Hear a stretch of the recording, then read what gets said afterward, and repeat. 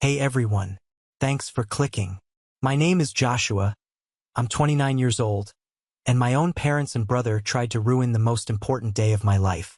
Before I tell you about the moment my father-in-law stood up and brought my brother's entire world crashing down with a single sentence, let me know where you're watching from in the comments below. It's always amazing to see how far these stories can travel. It all came to a head with a phone call, just 3 weeks before my wedding. The screen lit up with my mother's name. I felt that familiar, dull ache in my stomach, the one I'd had since I was a kid. I answered. "Joshua," she said, her voice breezy, like she was talking about the weather.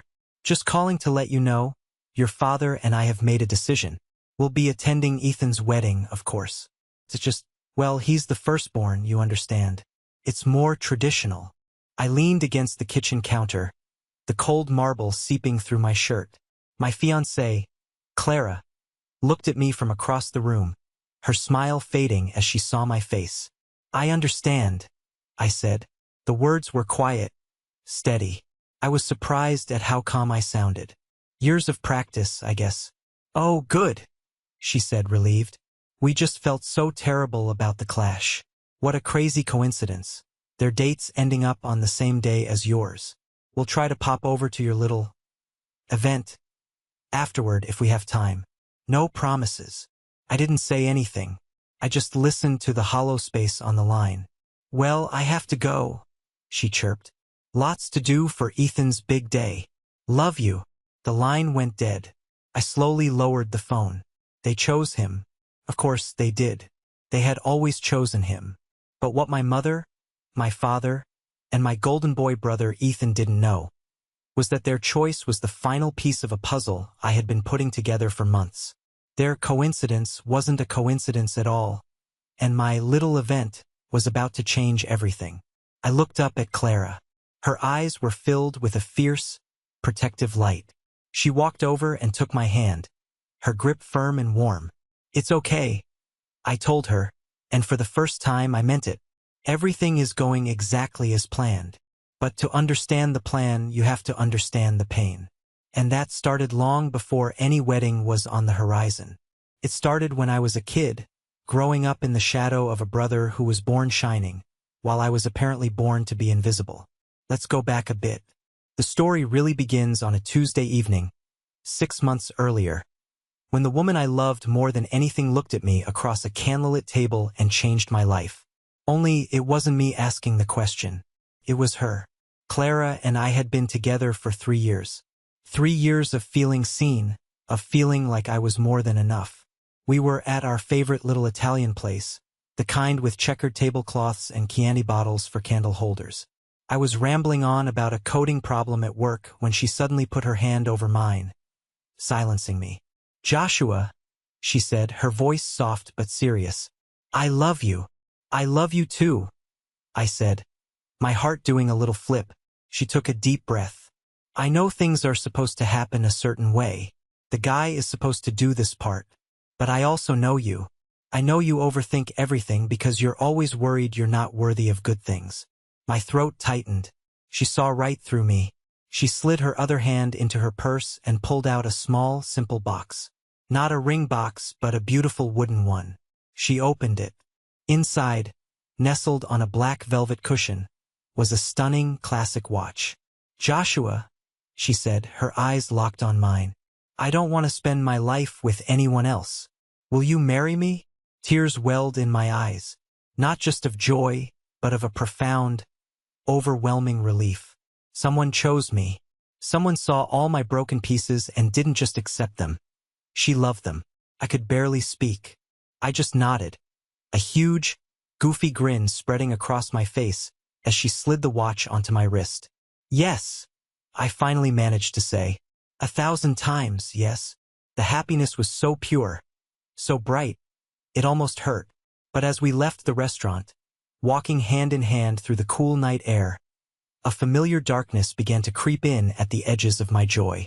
The inevitable next step, telling our families. Telling her parents was a dream. Her father, Mr. Harrison, was a warm, imposing man with a handshake that could crush walnuts.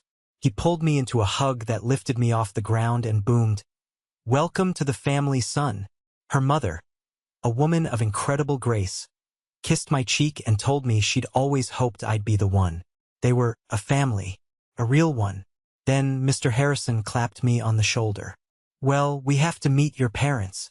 We'll have to get everyone together for a proper celebration dinner."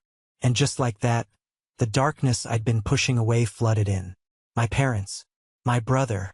The thought of it made my stomach churn. Growing up, our house was a stage and my older brother, Ethan, was the star. He was 2 years older, effortlessly charming, athletic, and handsome. He was the sun, and I was the little planet that quietly orbited him, perpetually in his shadow. Our family photo albums were a testament to this. Page after page of Ethan hitting a home run, Ethan with a debate trophy, Ethan smiling with our proud parents. And there I'd be, in the corner of a shot, out of focus or sometimes not there at all. I remember one Christmas when I was about 9. All I wanted was this big Lego space station set. I'd circled it in the Toys R Us catalog for months. On Christmas morning, I tore open my presents, but it wasn't there. Instead, I got some hand-me-down clothes that were too big and a book. Then Ethan opened his last gift. It was the Lego space station. "We knew you'd love it, sweetie," my mother cooed. "You're so good at building things." He wasn't. He'd get bored and smash things. I was the one who would spend hours patiently putting models together. I looked at my dad, my eyes pleading. He just shrugged. "Your brother's older, Joshua. He gets first pick. You know the rules." Ethan ripped the box open, dumped the pieces on the floor, and started clicking a few together before getting frustrated. "This is stupid," he declared after 5 minutes, and kicked the pile, sending plastic bricks scattering under the sofa. Later that night, long after everyone was asleep, I crept downstairs and started building it myself, piece by piece, in the quiet dark. The next morning, when he saw the completed station, he claimed he'd finished it. My parents praised his genius. I never said a word. That was my role. The silent, invisible stagehand in the grand production of Ethan's perfect life. That pattern continued all through our school years. Ethan was the popular jock, the life of the party. I was the quiet, nerdy kid who got straight A's. You'd think that would be something for my parents to be proud of, right? Wrong. To them, my academic success was just weird. It was another way I failed to be like Ethan. "Don't be a show-off, Joshua," my father would say when I brought home a perfect report card. "Nobody likes a no at all." Meanwhile, Ethan would scrape by with C's, and they'd throw a party. "He's got charisma," my dad would boast to our relatives. "That's what matters in the real world, not books." The final nail in the coffin of my childhood came in my senior year of high school. I worked my tail off. I was the valedictorian. I got a scholarship offer from a prestigious out-of-state university to study computer engineering. It was my ticket out, my chance to finally be seen for who I was, not for who I wasn't. I remember running into the house, waving the acceptance letter, my heart pounding with a hope I hadn't felt in years. My parents were in the living room watching TV. I stood in front of the screen, breathless. I got in. I got the scholarship. My mother took the letter and glanced at it. "Oh, that's nice, dear." My father didn't even look up. "How much does it cover?" "About 75%, I said, my voice trembling with excitement. "I can work to cover the rest, or take out a small loan." He finally looked at me, his face a mask of annoyance. "A loan? Are you insane? We're not co-signing anything. And we don't have money to throw away on this." "But you set up a college fund for us?" I stammered, confused. "That college fund," my father said, his voice dangerously low, "is for your brother. He's going to business school at the state university. He needs a good start to build his career, to make connections. We're not wasting it on some pipe dream of yours halfway across the country." The words hit me like a physical blow. Couldn't breathe. "But my grades, the scholarship. We've wasted enough money on you, Joshua," my mother said, not unkindly, but with a finality that was worse than anger. "Ethan is the investment. It's time you started pulling your own weight. Get a job." I stood there, The letter crumpled in my fist, the world shrinking down to that single, soul-crushing moment. They weren't just denying me an education. They were telling me, in no uncertain terms, that I was worthless. That my dreams, my hard work, my entire existence, was less valuable than my brother's C-average charisma. That was the day the last bit of love I had for them died. It was replaced by something cold and hard. Resolve. I didn't argue. I didn't plead. I walked up to my room, packed a bag, and left. I was lucky. My high school computer science teacher, Mr. Evans, had always seen something in me. He had a brother-in-law who ran a small tech startup. He made a call. I got an entry-level job doing basic IT work. It wasn't glamorous. The salary was barely enough to live on. But it was mine. It was my escape. For the next 9 years I worked. I learned. I clawed my way up, promotion by promotion. And I never, ever asked my family for a single thing. So when Clara held my hand, her eyes full of love and excitement about our future, I knew I had to tell her everything. Not just the highlights, but the ugly, painful truth of it all. We sat in her apartment that night, and for the first time I let it all out. The Lego set, the report cards, the stolen college fund, the crushing weight of being the family disappointment. I told her why the thought of our families meeting filled me with a cold, sickening dread. I finished my story, my voice hoarse, half expecting her to look at me with pity, or worse, to see me as damaged goods. But she didn't. She just listened, her expression unreadable. When I was done, a long silence hung in the air. Then she spoke, her voice thick with an emotion I couldn't quite place. "Those people," she said slowly, "are not your family. They are your relatives. Your family is right here." And she put her hand on my chest, right over my heart. "And soon," she added, her eyes shining, "it's going to be my family too. And we will protect you." In that moment, I understood what it felt like to be truly loved. It wasn't about grand gestures. It was about someone seeing your deepest wounds and choosing to stand guard over them. The dinner with her parents was a revelation. I was braced for an interrogation, for judgment. Instead, I found acceptance. Mrs. Harrison, after hearing a heavily sanitized version of my past, simply patted my arm and said, "Well, their loss is our gain." But it was Mr. Harrison who truly surprised me. He was a man who radiated power and success, the kind of man my father always tried, and failed, to be. After dinner, he asked me to join him in his study. My heart hammered against my ribs. This was it. The grilling. He poured 2 glasses of whiskey and handed one to me. He gestured for me to sit in a plush leather armchair opposite his desk. "Joshua," he began, his voice a low rumble. "Clara told me a little about your background. Not the details, just that things have been difficult." I nodded, not knowing what to say. "I'm not a man who cares about where someone comes from," he continued, swirling the amber liquid in his glass. "I care about who they are. For 3 years, I've watched you treat my daughter with a respect and kindness that every father hopes for. I've seen you work your way up from nothing in a competitive field based on pure talent and grit. You, son, are a self-made man. And there is nothing in this world I respect more than that." He raised his glass. "To my future son-in-law." I raised mine, my hand trembling slightly. For the first time in my life, a father figure was looking at me with pride. It was a feeling so foreign, so powerful. It almost brought me to my knees. I left their house that night feeling 10 feet tall. I had a family now, a real one. And with them by my side, I felt like I could finally face the ghosts of my past. I just didn't realize those ghosts were about to materialize in the most destructive way possible. The night of the big family meeting arrived a week later.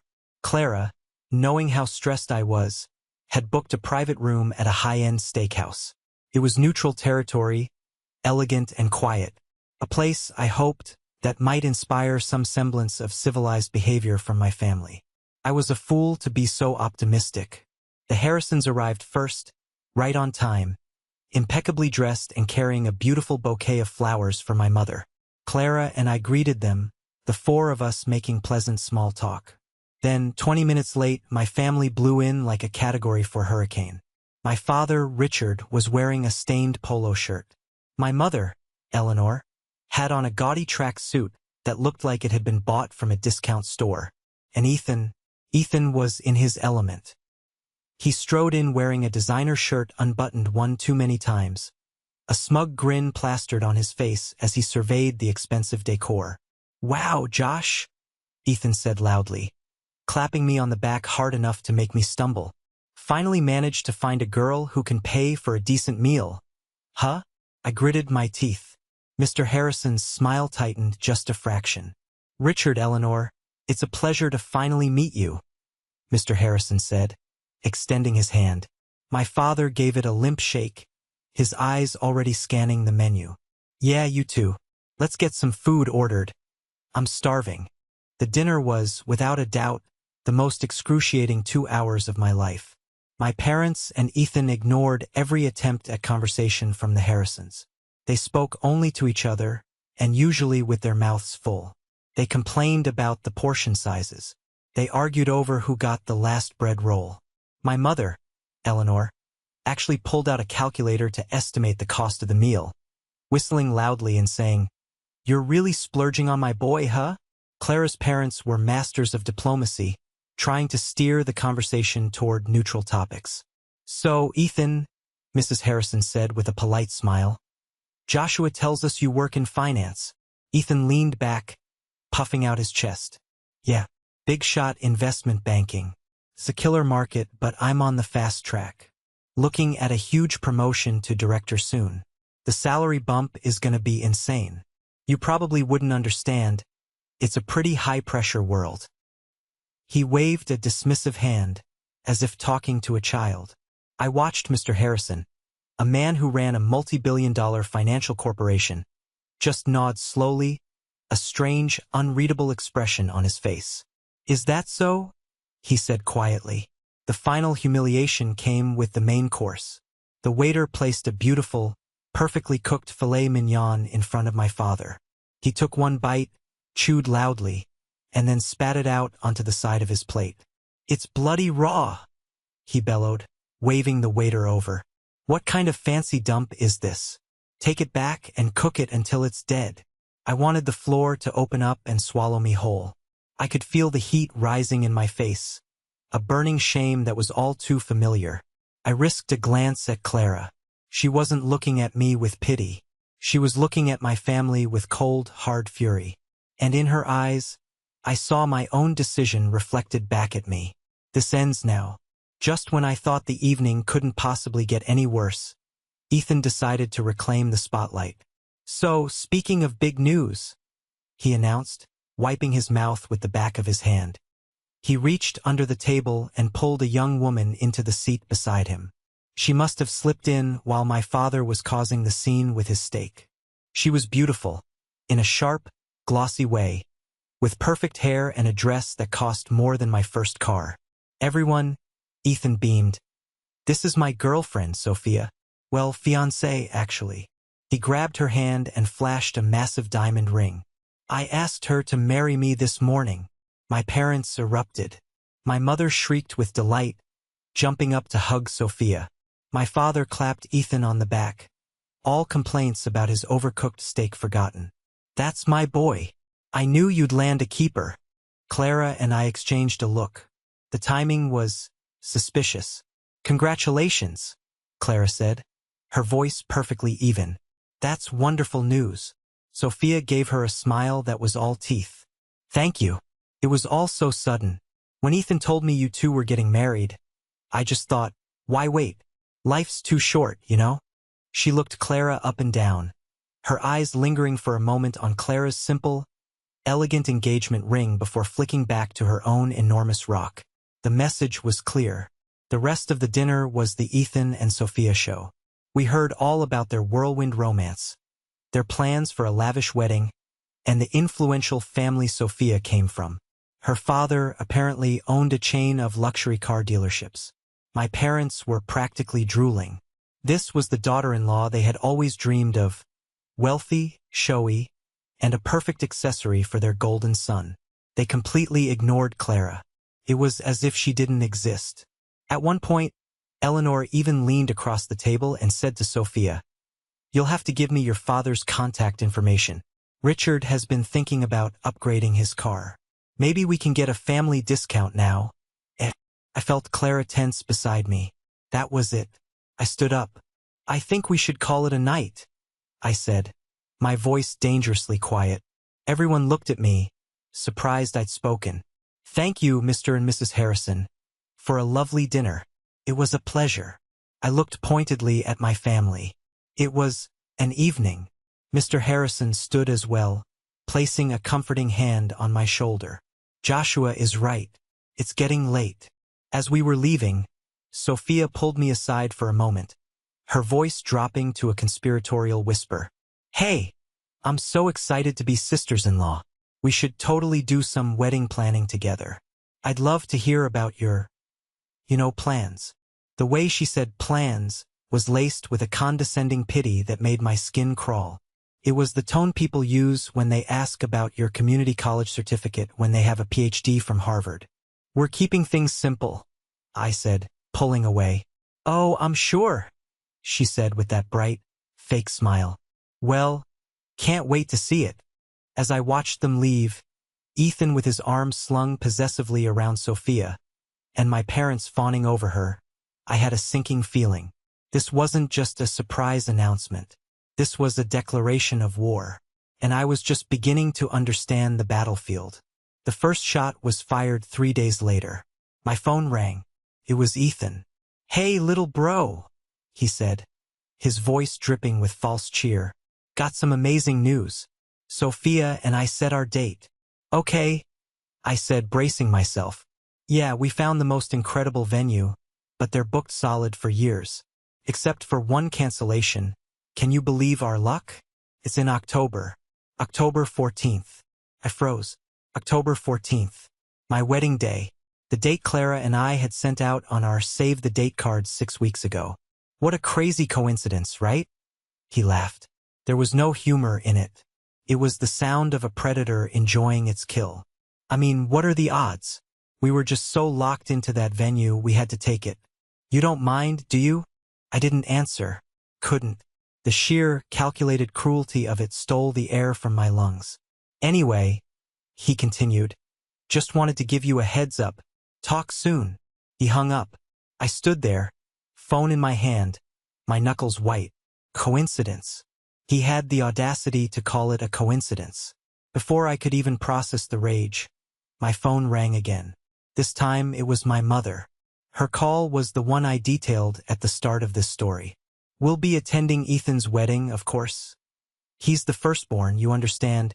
We'll try to pop over to your little event afterward, if we have time. That was it. The final, unforgivable betrayal. It wasn't just that they chose him. It was the casual, dismissive way they did it. My wedding, the most important day of my life, was reduced to a little event they might pop over to. The culmination of a lifetime of being told I was second best. An afterthought. When I hung up, a strange calm washed over me. The hurt was still there, a deep, cold stone in my gut. But the anger had burned away, leaving behind something clean and hard as steel. Purpose. I walked into the living room where Clara was on her laptop, looking at flower arrangements. She saw my face and her own fell. They did it, didn't they? She whispered. I nodded. Ethan's wedding is October 14th, and my parents just called to confirm they'll be attending his. I watched as a storm of emotions crossed her face, fury, disbelief, and then a slow, dangerous smile. She closed her laptop. Okay, she said, her voice firm. Forget the flowers. Forget the budget. Forget the small, intimate wedding we talked about. She stood up and walked over to me, taking both of my hands in hers. Her eyes were blazing. Your father-in-law, she said, a new and thrilling emphasis on the words, owns one of the most successful event planning subsidiaries in the state. We're not going to have a little event, Joshua. We're going to have a wedding that will be remembered. We're going to give them a front row seat to the biggest mistake of their lives. And in that moment, I let go of the last shred of hope that my family would ever change. I let go of the need for their approval. I had a new family now, and we weren't just planning a wedding anymore. We were planning a reckoning. The next 3 months were a blur of clandestine operations. We became wedding commandos, operating in total secrecy. The first rule of our new plan was a complete information blackout. My family was put on a strict no-contact list. Their calls went to voicemail. Their texts were left unread. When Sophia, true to her word, sent a series of cloying texts asking for planning updates, Clara would reply with vague, one-word answers. "How's the venue search?" she'd ask. "Fine," Clara would reply. "Found a dress yet?" "Yep." It drove them crazy. I heard through my Uncle David, my dad's younger brother and the only person in the family who ever showed me an ounce of kindness, that my mother was complaining to everyone who would listen. "I don't understand why Joshua is being so secretive. It's probably because he's embarrassed. I bet they're just doing something small in a backyard. Let them think that." It was perfect. Meanwhile, behind the scenes, the Harrison machine was in full motion. Clara was right. Her father didn't just know people, he owned the company. He put his top planner, a formidable woman named Evelyn, on our case. Our initial budget was ceremoniously shredded. "The budget," Mr. Harrison announced at our first meeting in a sleek boardroom, "is to make my daughter happy and to show Joshua the respect he deserves. That's the only line item." Our little event was now slated to be held in the grand ballroom of the St. Regis Hotel, a place synonymous with old-world luxury. It was a venue so exclusive you usually had to book it years in advance. But when Mr. Harrison called, a fortuitous opening miraculously appeared. The guest list was the next phase of the operation. Our original list of 50 close friends and family was scrapped. Evelyn and Mrs. Harrison went to work. The new list swelled to 300. It included all of Clara's extended family, their network of friends, and, most importantly, a curated selection of Mr. Harrison's business associates. "I've invited a few key people from my company," he told me one evening as we reviewed the seating chart. He tapped a name on the list. "And some board members. And our primary legal counsel. It'll be good for them to see what real integrity looks like." There was a glint in his eye I was beginning to recognize. It was the look of a chess master positioning his pieces for checkmate. He asked me about Ethan's company. I told him the name of the mid-level investment firm where Ethan worked. Mr. Harrison just nodded slowly, a thoughtful expression on his face. "H&H Financial has a working relationship with them," he said cryptically. "We're on the other side of a big merger deal they're involved in." Interesting. That was a detail I filed away. Felt important. Everything was top tier. A 10-piece band, a celebrity chef designing the menu, a floral designer who created breathtaking installations that looked like something out of a fairy tale. Clara's dress was a custom-made masterpiece. I was fitted for a bespoke tuxedo. It was surreal. Part of me, the part that was still that little boy in the corner, felt a constant, nagging sense of imposter syndrome. I didn't deserve all this. But every time I felt that doubt, Clara or her parents would be there. Mrs. Harrison would loop her arm through mine during a cake tasting and say, "Joshua, you have a light in your eyes I haven't seen before. It suits you." Mr. Harrison would clap me on the shoulder after a meeting and say, "You're handling all this like a pro, son." They weren't just throwing a party. They were rebuilding my sense of self-worth, one luxurious, affirming detail at a time.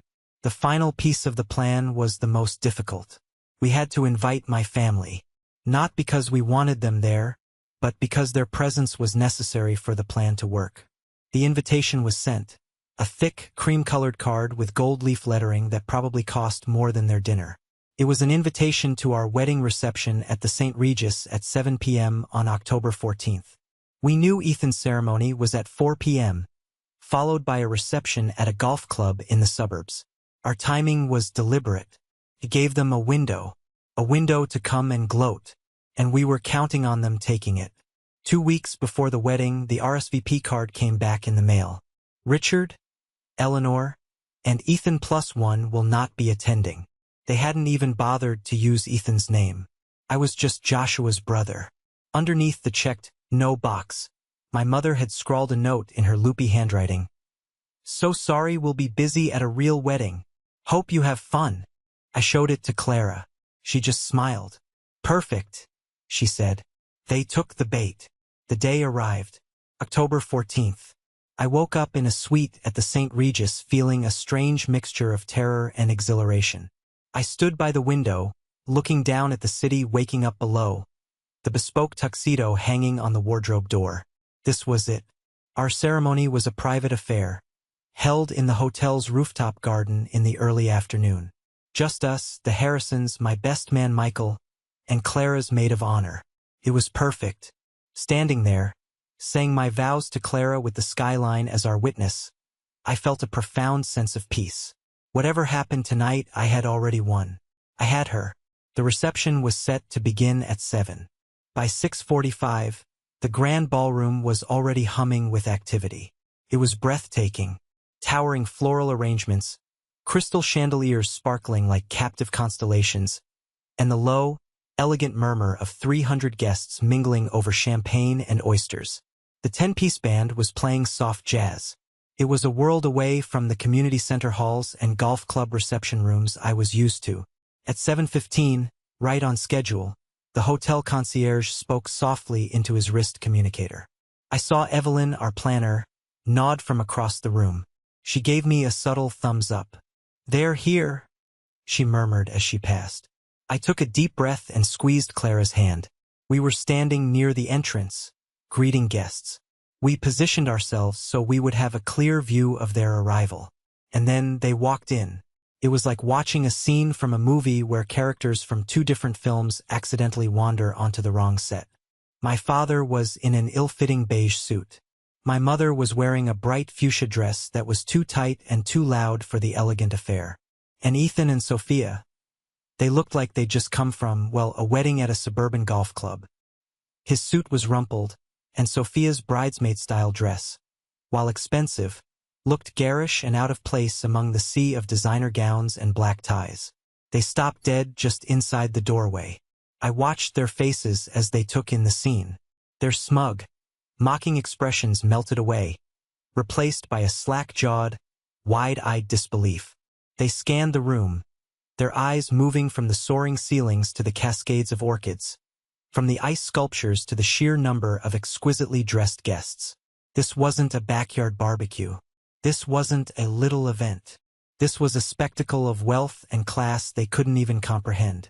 My mother's hand went to her mouth. My father's face turned a blotchy red. Sophia's perfect smile was gone, replaced by a twisted mask of envy and confusion. But the best reaction was Ethan's. He looked like he'd been punched in the gut. His eyes, wide with shock, finally found me. He saw me standing there, relaxed and smiling in my perfectly tailored tuxedo, my beautiful wife on my arm, looking like we belonged there. Because we did. Slowly, like four magnets being pulled against their will, they began to walk toward us. The murmur of conversation around us died down as people noticed the oddly dressed newcomers and the palpable tension in the air. "Joshua," my mother stammered, her eyes darting around nervously. What is all this?" "It's my wedding reception, Mom," I said, my voice calm and pleasant. "I'm so glad you could make it." "But how?" my father sputtered, gesturing vaguely at the room. "Who paid for?" "We did," Clara said, her voice like honey-coated steel. "We're so happy you could come to celebrate with us. Richard, Eleanor." She nodded at them, a queen acknowledging her less-than-loyal subjects. Then her eyes landed on Sophia.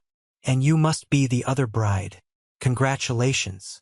The way she said "other bride" was a masterpiece of subtle dismissal.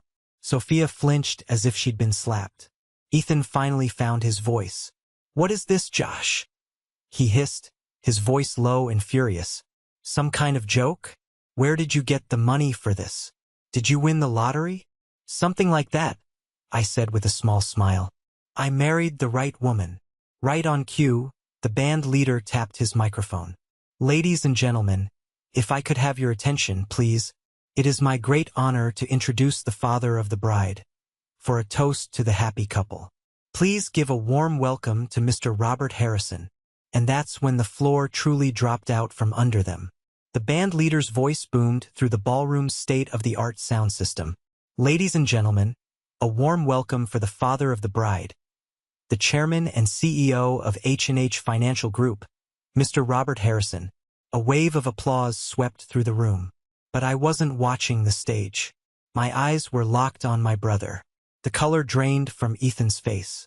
It literally vanished, leaving him a pasty, sickly white. His jaw went slack. Sophia, standing next to him, let out a tiny, strangled gasp. Her eyes darted from Mr. Harrison, who was now smiling warmly from the stage, to me and back again. The fake tan and diamond confidence she wore like armor had evaporated, revealing the raw, panicked greed beneath. H&H Financial Group. The company wasn't just a name to Ethan. It was his entire world. H&H was the titan on the other side of the big merger deal his small firm was desperately trying to close. Mr. Harrison wasn't just a CEO. He was the CEO. The man whose approval Ethan had been brown-nosing and scheming to get for the better part of a year. The man who held Ethan's coveted promotion, his massive salary increase, his entire future, in the palm of his hand. And he had just been introduced as my father-in-law. Mr. Harrison began to speak, his voice filled with warmth and genuine emotion. He talked about Clara, his wonderful daughter. Then he turned his attention to me. And then there's Joshua, he said, his eyes finding me in the crowd. He smiled. I've said it before, and I'll say it again tonight in front of all of you. There is nothing in this world I respect more than a self-made man. A man of integrity, talent, and quiet strength. A man who, despite facing obstacles that would have broken others, built a life and a career on his own terms. Joshua is that man. And I am the proudest father-in-law on the planet to welcome him into our family. The room erupted in another round of heartfelt applause. It was a perfect, beautiful speech. But for my family, every word was a hammer blow. Obstacles that would have broken others. They were the obstacles. Built a life on his own terms. Because they gave him no other choice. Ethan was shaking. I could see it from across the room. He turned to Sophia, his face a mask of pure fury. You knew about this? He spat. His voice a harsh whisper that still carried in the stunned silence around them. Knew about what? She hissed back, her eyes wide with panic. How could I know? You told me he was a nobody, a broke loser. This was your job. You were supposed to find out about them. He snarled. My promotion. My entire career. You've ruined everything. I ruined it? Sophia's voice rose to a shriek. You're the one who's been lying to your bosses, pretending you have some in with the H&H deal. You're a fraud. Ethan, a fraud living off your parents' credit cards. It was a complete and utter meltdown. In the middle of my wedding reception, in front of 300 of the city's most influential people, in front of his CEO, my father tried to grab Ethan's arm. Son, not here. Ethan shook him off violently. Don't touch me. This is all your fault. You told me he was nothing. You told me to ignore him. The spell was broken. Hotel security, discreet but firm, began to move toward them.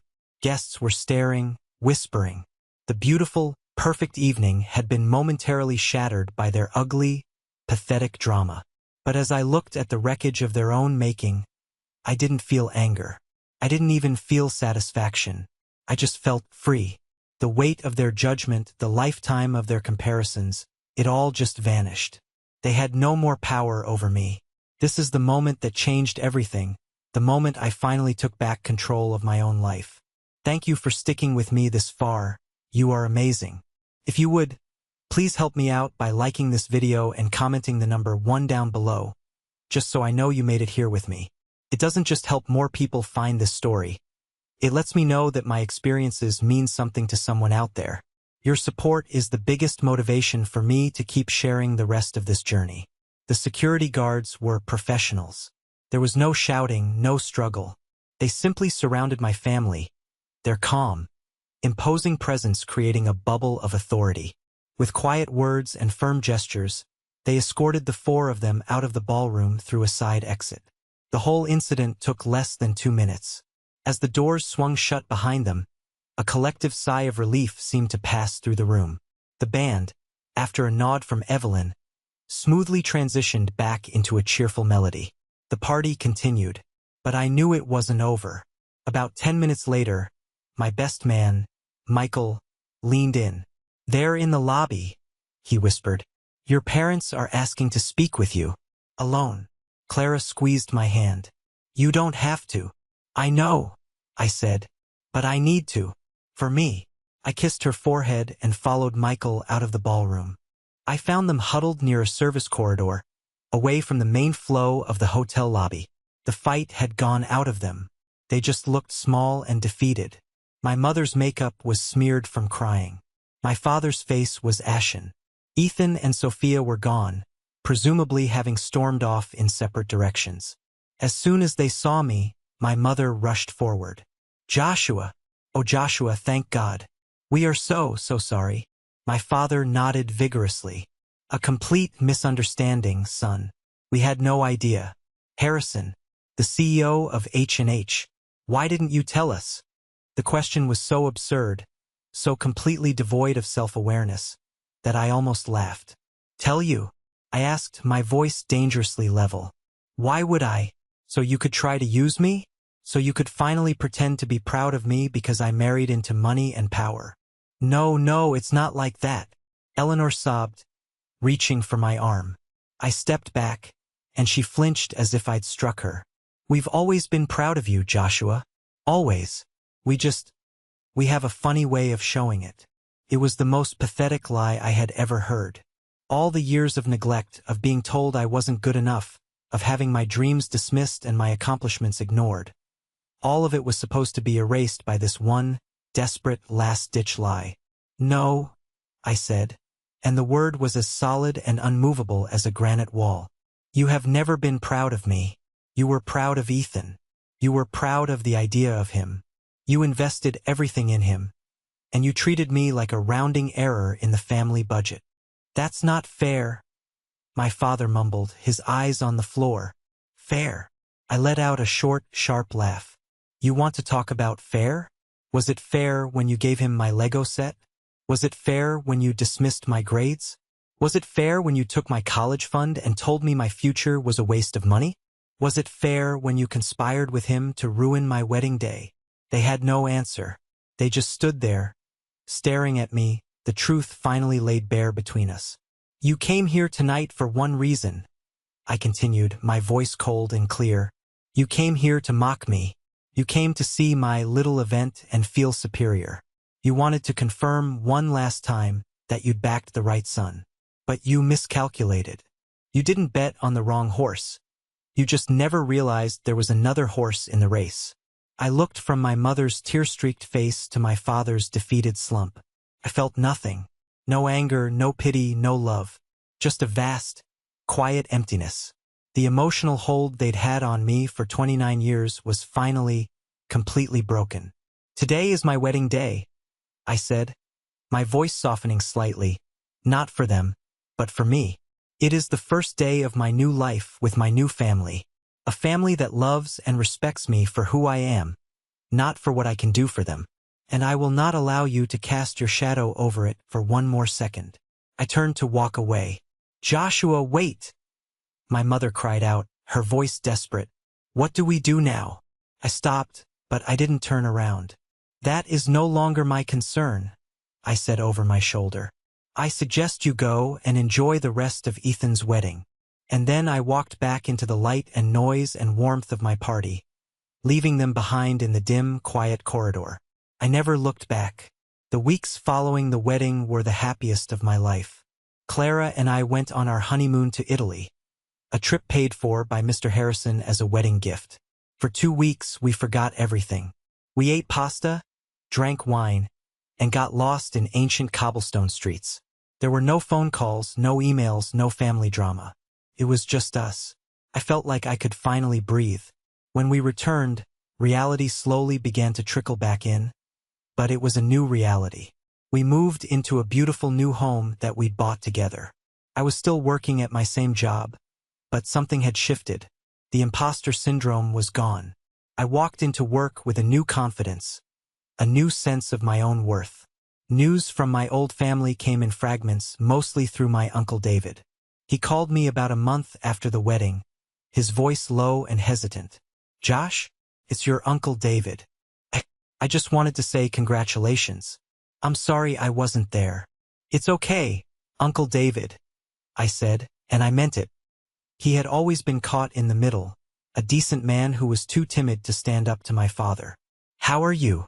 "I'm all right. Listen, I thought you should know. Things are bad." He told me everything. Ethan's public meltdown in front of his CEO had been catastrophic. He was fired the following Monday for gross unprofessionalism and conduct unbecoming of the firm. The merger his company had been banking on fell through, in no small part because H&H Financial pulled their support, citing concerns about the partner firm's internal stability. Ethan had become a pariah in his field overnight. Sophia, seeing her meal ticket go up in flames, had called off the wedding the day after the reception. The massive diamond ring was returned, and she had completely vanished from their lives. The divorce from a marriage that never was swift and brutal. But then, Uncle David told me the part one never knew. The final, ugly twist of the knife. "Your parents are a wreck, Josh," he said, his voice heavy with sadness. "It's not just about Ethan's job. It's the money." "What money?" I asked. "The wedding," he said. "Ethan's wedding. They paid for all of it. The golf club, the designer dress, everything. It was close to $50,000. I was stunned. "Where did they get that kind of money?" "They don't have it." There was a long pause on the line. "They took out a second mortgage on the house," he said quietly. They told me it was an investment. Sophia's father owns those car dealerships. They thought if they threw a lavish wedding it would impress her family, that it would lead to business opportunities. Maybe even help with their retirement. They were betting everything on Ethan marrying into that family. The cold, sickening truth of it settled over me. It was never about love. It was never even about simple favoritism. It was a financial transaction. They saw Ethan as their prize stock, and I was the dud they wrote off.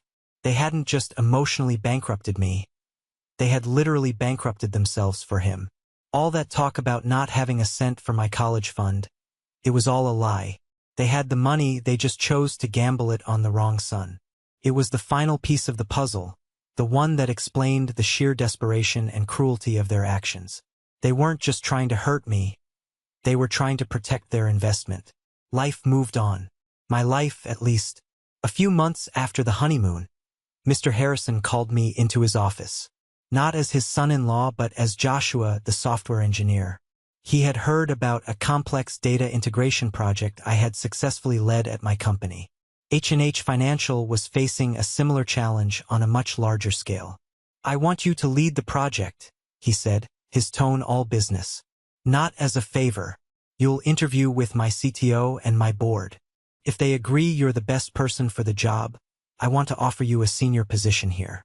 The salary will be commensurate with the responsibility. But you have to earn it." It was the greatest challenge of my career, and the greatest opportunity. For the next month, I prepared relentlessly. I went through 3 rounds of grueling technical interviews. I presented my proposal to a boardroom full of executives who did not care that I was married to the CEO's daughter. They cared about results. And in the end, I got the job. I earned it. Walking through the doors of H&H Financial on my first day was a surreal experience. I wasn't just Clara's husband anymore. I was a respected member of the team, leading a project that was critical to the company's future. For the first time, my professional and personal lives were in harmony. I was building a future with the family that had chosen me. One evening, about a year after the wedding, my phone rang. It was an unknown number. I answered cautiously. "Joshua." The voice was thin, reedy. Took me a moment to place it. It was my mother. "What do you want?" I asked, my voice flat. We need your help," she stammered. "Your father's health isn't good, the medical bills. We're behind on the mortgage payments. They're talking about foreclosure." I listened, but I felt nothing. It was like hearing a story about strangers. And Ethan, she continued, her voice breaking, he can't find a job. No one will hire him. He's living in the basement. If you could just talk to your father-in-law, maybe he could put in a good word, help him get back on his feet. The audacity of it was breathtaking. After everything they had done, after trying to destroy me, they were now coming to me for a handout. They wanted me to use the very connections they had mocked me for to save the son they had chosen over me. I let the silence stretch out, long and uncomfortable. No, I said finally. What? She whispered, as if she couldn't have heard me correctly. No, I repeated, my voice clear and calm. I will not talk to Robert. I will not give you money. The choices you made, the investment you placed in Ethan, those are your burdens to bear. You made your bed. Now you have to lie in it. I heard a strangled sob on the other end of the line. But I wasn't finished. You are my biological parents, I said. That is a fact of nature. But you are not my family. My family is here with me. My life is here. And you are no longer a part of it. And with that, I hung up the phone. I blocked the number. I felt no guilt, no anger, no sadness. Just the quiet, clean finality of a door being closed for the last time. I was finally, truly free. It's been 5 years since that day. Clara and I are happier than I ever thought possible. We have a daughter now, a beautiful little girl with her mother's eyes and my quiet curiosity. My office at H&H has a window that overlooks the city, and sometimes I find myself just staring out, thinking about the long, twisted road that brought me here. Mr. and Mrs. Harrison are the most incredible grandparents a child could ask for. Our home is always filled with laughter and love, the kind of warmth I used to read about in books and think was pure fiction. I found my family, or maybe they found me. I heard through my uncle that my parents eventually lost the house. They moved into a small rental apartment in a less desirable part of town. Ethan is still living with them, working a series of dead-end jobs. I don't hate them. I don't wish them ill. I simply don't think about them. They are characters in a story from a life that no longer belongs to me. Sometimes I wonder what would have happened if Clara hadn't proposed to me, if the Harrisons hadn't accepted me, if my family's cruelty hadn't pushed me to that breaking point. Maybe I'd still be in that orbit, silently circling my brother's sun, hoping for a stray beam of light. But life has a funny way of showing you that sometimes the most painful endings are just the beginning of your real story. My worth was never tied to my family's approval. It was inside me all along. I just needed the right people to help me see it. The most important lesson I learned is that family isn't about the blood you share. It's about the people who show up for you, the people who lift you up, the people who choose you no matter what. Thank you for listening to my story. I hope it resonated with you in some way. Have you ever had to find your own family, the one that wasn't given to you by birth? Share your own story in the comments below. I read every one. And please don't forget to like this video and subscribe so you don't miss what I share next. Take care.